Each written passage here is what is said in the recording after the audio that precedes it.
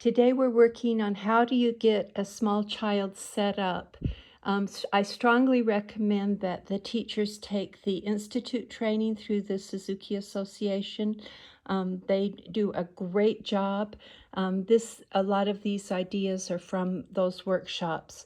Okay, so you start by getting the child's body organized and having them learn to control their body.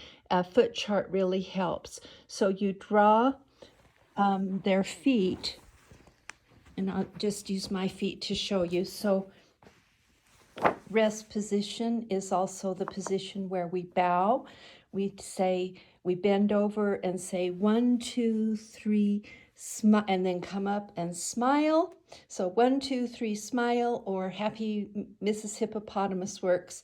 Getting ready feet, like a Mary Poppins smile, and then playing position with the left foot out one step, not too far. This helps counteract the weight of the instrument so that you can balance properly.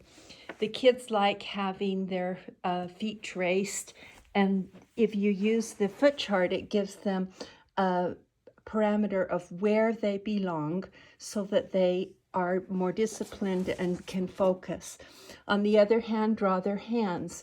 So the bow hand, we have strong bent thumb, soft guider finger, hugger fingers, and curved pinky. And I use a pencil with a thumb pillow, and we work on that first. So we do the bunny, inside corner of the thumb to the first joint, open and close the mouth, not a fox, a bunny. Everything's soft and balanced. We're going for balance, not strength. Then inside corner on the thumb pillow, middle fingers are over, soft first finger, pinky on the inside corner. This translates well to when they get their bow. And I've done another video with a lot of bow games, but so the same idea. You've got that inside corner, first finger soft, and then little finger on the inside corner, and you can do your window shield wipers and your circles and circle around your nose and do all of those things. Up like a rocket, down like the rain, back and forth like a choo-choo train, round and round and round like the sun, land on your head, curve pinky, bent thumb, reach out, more fun, and then do it again. The kids like that kind of thing, and it helps them feel the balance and get the shape correct so everything's round. If they're having trouble with round, I use my squishy ball and say, make a fist. Okay, play for 2.5 hours in orchestra. Oh, that's not going to work. Soft hands.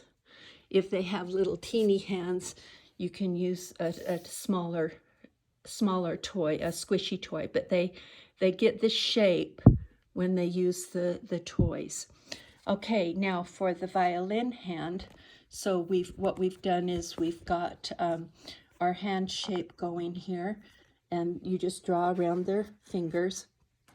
Soft thumb, 1, 2, 3, 4. I like the fingerboard geography books by Barbara Barber, and I teach the kids the different patterns. So red fingers, 1 and 2 touching, and 3 and 4 touching, and then of course there's Witch's Dance in book 2. But so just getting that coordination is tricky for small hands. You can have strong bent thumb, hide it behind your back, soft straight thumb, put it on your nose, and then have them figure out which thumb is bent and which thumb is straight, so that they get the right shape. You can use these balls for the left hand also. So sorry, this is a little shaky. Help them get the shape on their violin. So bring the elbow up and around, and this is your shape. You want these nice curved fingers, and you want your thumb relaxed. That's going to pay off when you get to vibrato. Okay, for holding the violin, I like to have a little sponge or some kind of friction. Sometimes they need moleskin so that it doesn't hurt their neck. I use a piece of just yarn to help them find their bow highway, their Chrysler highway, in between the bridge and the F-holes. And then I use the tapes to help them figure out where to put their fingers. So balancing it up on the shoulder and feeling like you're in control is really important.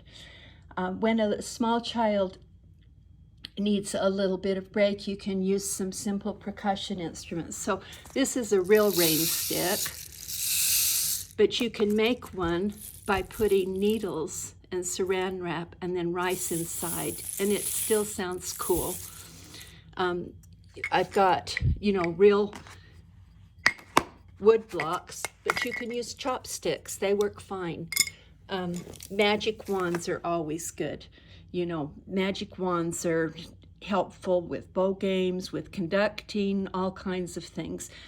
You can have one that has some, they kind of get the feel for bowing and having the fluidity of the bow go up and down with this, and you can just put a little ribbon on a straw to get that effect.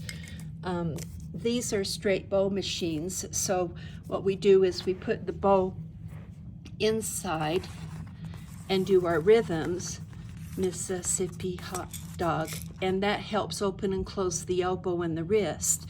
And for the bigger kids, I make a bigger one. Let's see, shakers.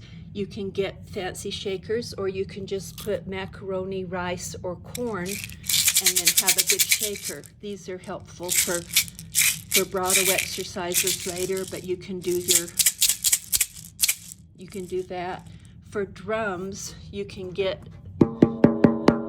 a nice one, or you can make one just with a container and put some contact paper over it, or even just an oatmeal container.